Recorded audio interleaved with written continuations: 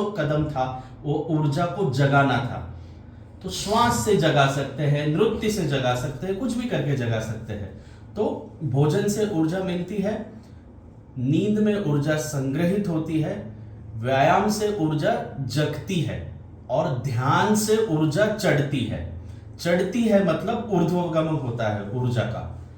थोड़ी देर में हम चक्रों के बारे में बात करेंगे कि कैसे ऊर्जा जो शरीर में होती है भीतर ऊर्ध्वगमन होता है, मतलब शरीर में ऊर्जा जो है हमारे 90% लोगों की ऊर्जा, सभी की ऊर्जा काम केंद्र में स्थित होती है, जो कि बिल्कुल सहज और स्वाभाविक है।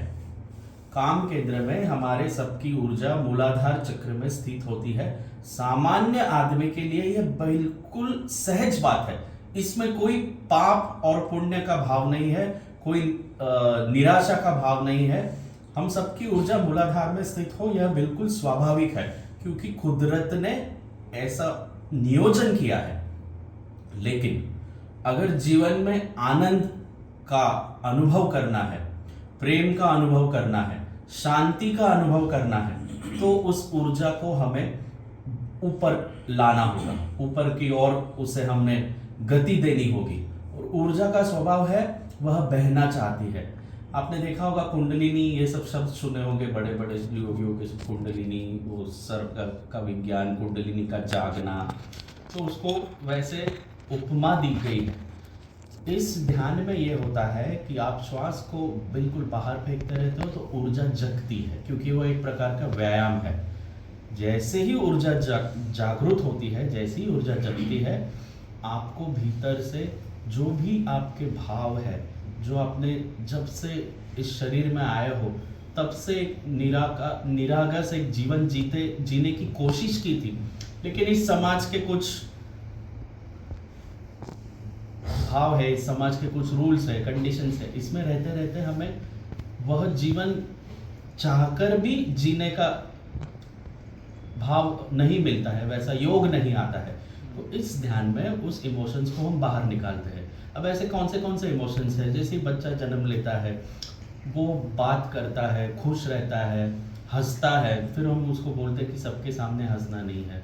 कोई आदमी है बिल्कुल अजीब सा दिखता है, बच्चे हंस देते हैं, फिर हम उसको सिखाते हैं सबके सामने ऐसे नहीं हंसना है।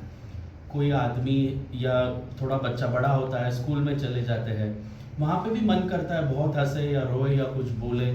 थोड़ा युवा बन जाता है, तब किसी के प्रेम में पड़ जाता है, तब भी हम उसे लगता है कि बहुत प्रेम करे, किसी के साथ जुड़े, संबंध बनाए, फिर हम उसे कह देते हैं कि नहीं, अब यह वक्त नहीं है, अभी आपको यहाँ फोकस करना है, वहाँ करना है। तो यह सब चलता रहता है खेल। ध्यान की गति इससे बिल्कुल रुक जाती है, क्योंकि आप भीतर वो नहीं हो जो आप हो। आप भीतर कुछ और हो और दिख कुछ और रहे हो। ध्यान है बिल्कुल सत्य की तरह, जो आप हो वही हो, तो ही आप ध्यान कर पाओगे, नहीं तो नहीं कर पाओगे। जैसे प्रकृति ने आपको जैसे बनाया है, बिल्कुल उस मोड़ तक आपको आना है, फिर ध्यान की कोई आवश्यकता ही नहीं है, फिर आप ध्यान में ही हो। लेकिन सहज रूप से वैसा होना बहुत असंभव है। सहज रूप से तुम नहीं हो सकते, क्योंकि इतना कूड़ा कचरा जो भीतर जमा किया है उसे आपको निकालना होगा, उसके ऊपर काम करना होगा।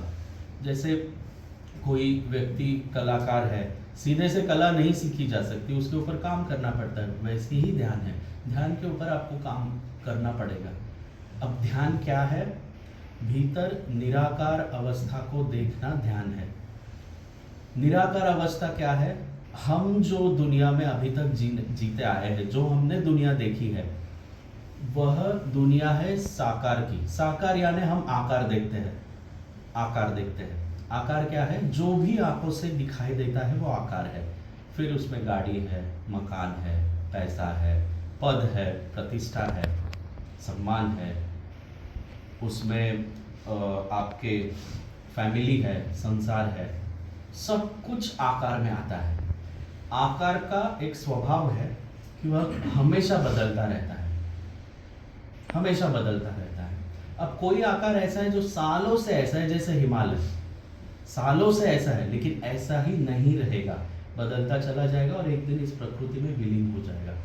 आकार का स्वभाव होता है कि वह बदलता रहता है। जो इंसान आकार के स्वभाव को समझ के लेता है कि यह बदलता रहता है, यह शाश्वत नहीं है, वो इंसान होता है संत, वो इंसान होता है ध्यानी, वो इंसान होता है ऋषि। जैसे आप दुनिया देखते हो, कोई भी दुनिया आपने अभी तक ऐसी देखी वो वैसी है नहीं। 20-25 साल पहले मारुति की कार चला करती थी, कुछ सालों बाद कोई और गाड़ी आई, कोई और आई, अभी एमजी की कार चलती है, अभी इलेक्ट्रिक व्हीकल चलते हैं, कुछ और दिन बाद कुछ और आ जाएगा, एयर टैक्सी आ जाएगी, बहुत कुछ बदलता रहेगा। आकार की दुनिया में हमेशा बदलावट होती रहती है। अब दुखी कौन होता है?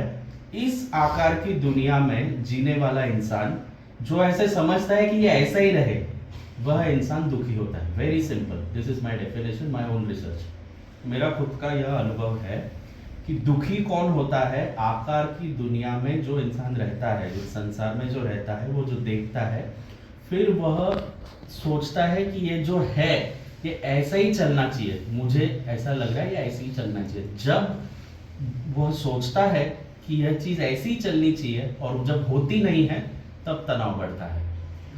आपको लगता रहेगा कि अभी मैं सुखी हूं, मुझे इतना पैसा मिल रहा है, जरूरी नहीं है इतना मिलेगा, कल जाके उससे ज्यादा या उससे कम हो सकता है। हो सकता है, इसकी गारंटी कोई दुनिया का कोई भगवान नहीं दे सकता, कोई भी नहीं दे सकता। जब इसका जितना लंबा गैप बढ़ेगा उतना ज्यादा तनाव होगा, और यह गैप जितना ज्यादा कम होगा, तनाव उतना ज्यादा कम होगा। और यह गैप मिटकर जितना आप जीना शुरू करोगे, उतनी शांति आपके जीवन में गहरी होती चली जाएगी। अभी आकार की दुनिया के कुछ छोटे छोटे मैं आपको बता दूं कि कब कैसे तनाव बढ़ता है। बच्चे आते हैं, बच्चे बड़े होते हैं, फिर हम या बीवी आती है, हम चाहते हैं कि वो हमें जैसा चाहिए वैसे ही बर्ताव करे, बिल्कुल सहज है, ये होना बिल्कुल सहज है, पर जो होता नहीं है दुनिया में, जीवन में बहुत सारे अनुभव आते हैं, हमें लगता है ये ऐसे ही होना चाहिए और वो होता नहीं है, इसके लिए तनाव बढ़ता है। तो आकार की दुनिया में कोई चीज स्थिर नहीं है, कोई चीज स्थिर नहीं है, वह बदलेगी। इंसान आया, बच्चा आया, बड़ा हुआ, अब जरूरी नहीं है वो बचपन में आपको बहुत मान सम्मान देता था, वो अपनी दुनिया में बड़ा हो चुका है, वो अभी आपको नहीं पूछेगा। लेकिन अगर आप उस ख्याल को लेके बैठे हो कि नहीं, इसने मेरे साथ ऐसे ही बर्ताव करना चाहिए था जैसा ये कल तक कर रहा था, इसकी कोई गारंटी नहीं है। और अगर वो नहीं करे तो आपका तनाव बढ़ेगा, वो अपनी दुनिया में खुश रहेगा, लेकिन आप तनावग्रस्त हो जाओगे। ये आकार की दुनिया का एक स्वभाव है कि वह हमेशा बदलती रहती है।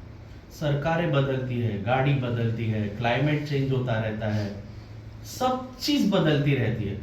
जो इंसान इस बदलाव के स्वभाव को जानता है, उसे प्रकृति